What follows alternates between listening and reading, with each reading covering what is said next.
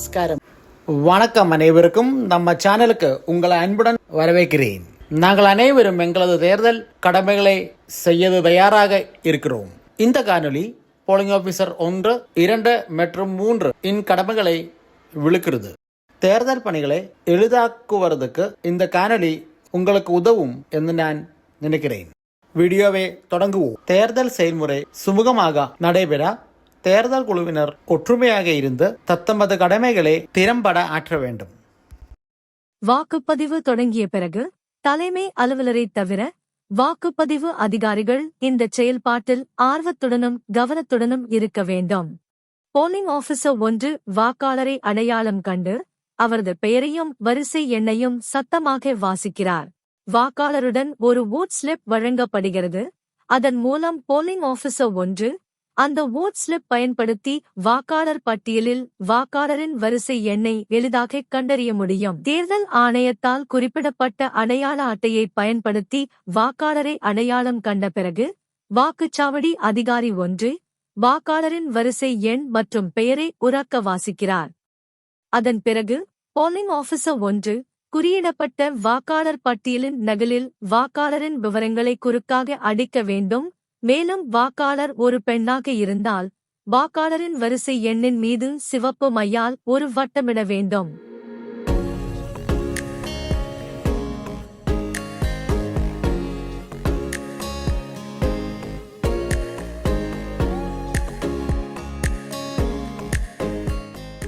வாக்காளர் டிரான்ஸ்ஜெண்டர் இருந்தால் வாக்காளர் பட்டியலில் டி எனக் குறிக்கவும்.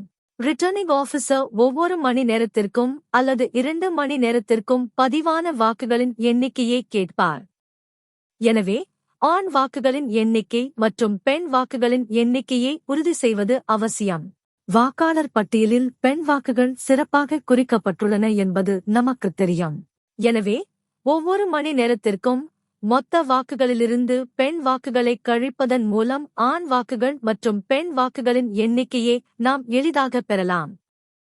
அடுத்து வருவது 2ஆம் வாக்குச்சாவடி அதிகாரியின் கடமைகள்.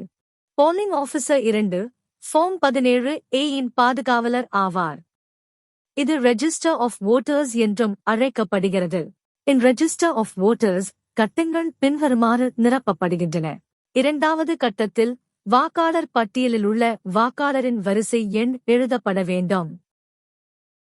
3வது கட்டத்தில் அடையாள அட்டையின் விவரங்கள் எழுதப்பட வேண்டும். அந்த அடையாள அட்டை வோட்டர்ஸ் ஐடி அட்டையாக இருந்தால் EPIC என எழுதவும். அடையாள அட்டை ஆதார் என்றால் AC என எழுதி ஆதாரின் கடைசி 4 இலக்கங்களையும் எழுதவும். அடையாள அட்டை பாஸ்போர்ட் என்றால் PP எனவும் பாஸ்போர்ட் கடைசி 4 இலக்கங்களையும் எழுதவும். கையொப்பம் அல்லது பெருவிரல் ரேகை 4வது பத்தியில் எடுக்கப்பட வேண்டும். வாக்காளரின் விரலில் அழியாத மை இடுவதும் போலிங் ஆபீசர் 2 இன் கடமையாகும். வாக்காளருக்கு ஆள்காட்டி விரல் இல்லை என்றால் நடுவிரலில் மை தடவவும். வாக்காளருக்கு நடுவிரல் இல்லை என்றால் மோதிர விரலில் மை தடவவும்.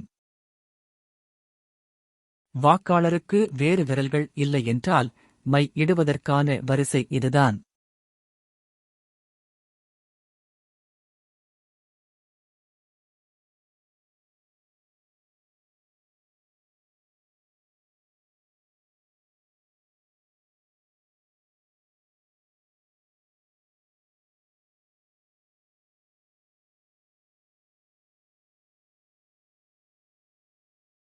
சாதாரண வாக்காளருக்கு இடது கையின் ஆள்காட்டி விரலில் மை இடவும்.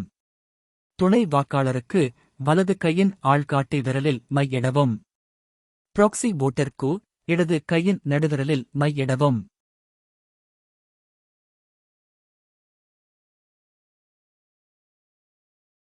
வாக்களிக்க வரும் வாக்காளர்களில் எவரேனும் வாக்களிக்க விருப்பமில்லை எனக் கூறினால் குறிப்புகள் பகுதியில் வாக்களிக்க மறுத்துவிட்டார் என எழுதவும். Please write as refused to vote.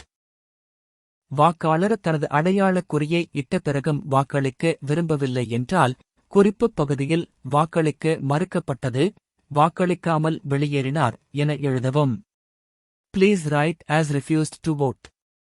Left out without voting. இந்த நேர்வுகளில் வரிசை எண்ணை மாற்ற வேண்டிய அவசியமில்லை. மை இட்ட பிறகு போலிங் ஆபீசர் 2 வோட்டர்ஸ் ஸ்லிப் எழுதி அதனை வாக்காளரிடம் வழங்க வேண்டும். வாக்காளர் சீட்டு ரெஜிஸ்டர் ஆஃப் வோட்டர்ஸில் உள்ள வரிசை எண்ணின் வரிசைப்படி வழங்கப்பட வேண்டும். தேர்தல் நாளுக்கு முந்தைய நாள் போலிங் ஆபீசர் 2 அவர்களால் வாக்காளர் சீட்டில் கையொப்பமிடப்படுவது பயனுள்ளதாக இருக்கும்.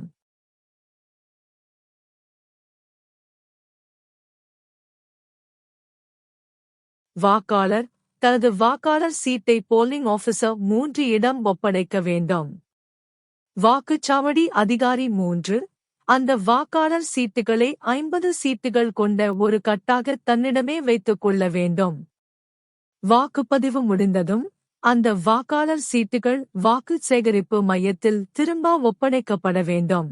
3வது வாக்குச்சாவடி அதிகாரி வாக்காளரின் விரல்களில் மை இடப்படுவதை உறுதி செய்ய வேண்டும். அதற்குப் பிறகு கண்ட்ரோல் யூனிட் உள்ள பேலட் பட்டன் அழுத்தவும். பின்னர் வாக்களிப்பதற்காக வோட்டிங் கம்பார்ட்மெண்ட் செல்லுமாறு வாக்காளருக்கு அறிவுறுத்தவும். 3வது வாக்குச்சாவடி அதிகாரியும் வாக்களிக்கும்போது பீப் ஒலி கேட்கிறதா என்பதை உறுதி செய்ய வேண்டும்.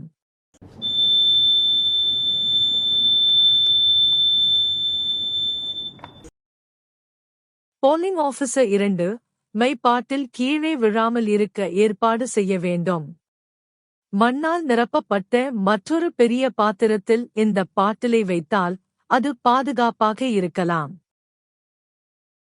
அனைத்து வாக்குச்சாவடி அதிகாரிகளுக்கும் பாதுகாப்பான மற்றும் மகிழ்ச்சியான தேர்தல் நாள் அமைய வாழ்த்துகிறேன். நன்றி. உங்கள் சந்தேகங்களை கமெண்ட் செய்யவும். ஜெய் ஹிந்த்.